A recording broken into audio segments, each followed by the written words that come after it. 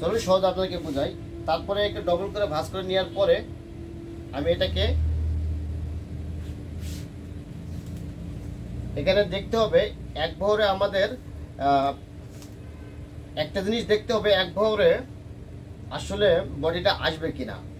এখানে আমি যেটা দেখতেছি এক ভরে বডিটা আসে না, তাহলে সেক্ষেত্রে কি করতে হবে, সেক্ষেত্রে এটাকে কাপড়টা প্রথমে এভাবে নিতে হবে। আর কাপড়টা এইভাবে নেওয়ার পরে এভাবে সুন্দর করে একটা ভাঁজ দিয়ে নিতে হবে।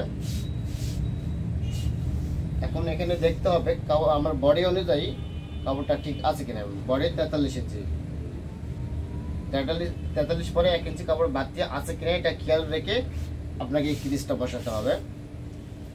জি আমি আবার বোঝাই, দেখেন ঠিক আছে 43 ইঞ্চি বডি, 43 এখানে 1.5 ইঞ্চির মতো বাদ দিয়ে আসে।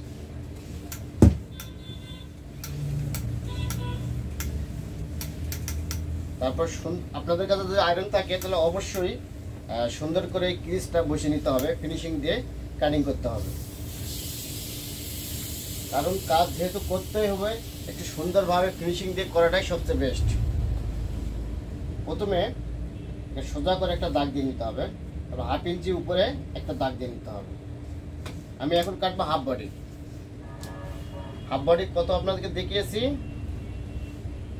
14 ইঞ্চি, তাহলে 14 ইঞ্চি 1/2 ইঞ্চি সেলাইয়ের জন্য বাতি নিতে হবে, তাহলে টোটালে 14.5 ইঞ্চিতে দাগ দিতে হবে।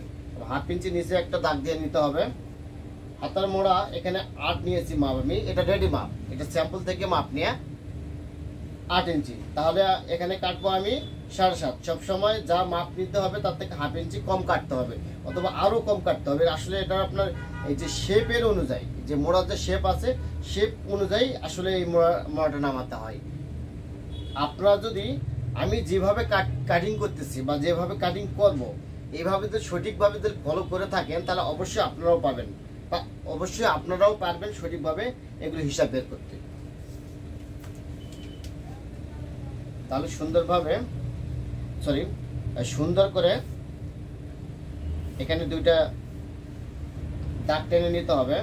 এই বডির যে দাগটাই সেটা সুন্দর করে টেনে নিতে হবে। এই দাগগুলো অবশ্যই সোজা হতে হবে, কোনোভাবে বাঁকা করা যাবে না।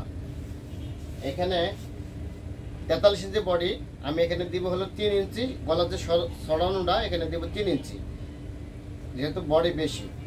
আর দিরা দিব এখানে 14 ইঞ্চি। বডি 43 ইঞ্চি 4 ভাগের 1 ভাগ, 4 ভাগের 1 ভাগ। ভালোভাবে দেখেন এখানে হলো 11.5, এই যে 11.5। কোমর 38 ইঞ্চি, কোমর 38 ইঞ্চি। এখানে কোনো ট্রেকিং দিব না। তারপর সুন্দর করে একটু অ্যাঙ্গেল করে শেপটা দিয়ে নিতে হবে। আর গলা শেপটা এবার সোজা করে দিয়ে নিতে হবে। তারপরে আমি স্কেলটা কিভাবে ধরতেছি আপনি দেখেন সহজে, একটু হালকা উল্টা শেপ দিতে হবে এইভাবে। তারপরে 1/2 ইঞ্চি এখানে ডাউন দিতে হবে।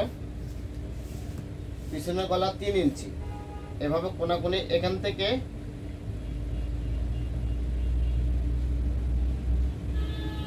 এই হলো 3 ইঞ্চি। ছোট গলা, পিছনে ছোট গলা সুন্দর করে রাউন্ড করে নিতে হবে এভাবে।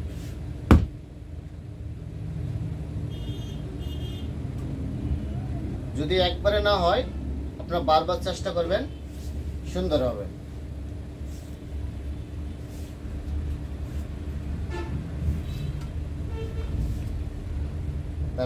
এভাবে সুন্দর করে মোড়ার যে শেপটা এটা দাগ দিয়ে নিতে হবে। তারপর এভাবে দেখতে হবে আসলে মাপটা ঠিক আছে কিনা। এখানে তো অবশ্যই সেলাই ডাববে, এভাবে দেখতে হবে।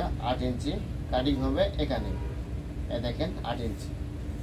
এভাবে দাগ নিয়ে দেওয়ার পরে এখান থেকে এই শেপটা দেখেন আমি কিভাবে দিই। এখানে সাধারণত 1/2 ইঞ্চি অথবা 1.5 ইঞ্চি আমি এখানে ব্যাক পার্টটা ড্রয়িং করে নিয়েছি।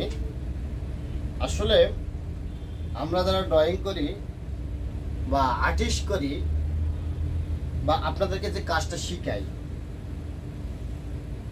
একটা কাস্টমারের ফিটিং করার জন্য এতটুকুই যে মার্কা করেন বা শেপ দিয়ে কাটবেন, আপনার এখানেই সব কিছু। আপনি যেভাবে একটা মানুষের যে ক্যাটাগরি আছে তার গঠন অনুযায়ী শেপটা দিতে হয়।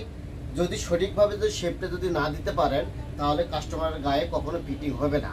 বা আপনি নিজের জন্য তৈরি করতেছেন তাও আপনার গায়ে ফিটিং হবে যদি সঠিকভাবে শেপটা যদি না দিতে পারেন। আর এই শেপটা অবশ্যই বুঝতে হবে, কারণ যে কোনো জিনিসের সৌন্দর্য অল্পতেই হয়, বেশি কিছু লাগে না।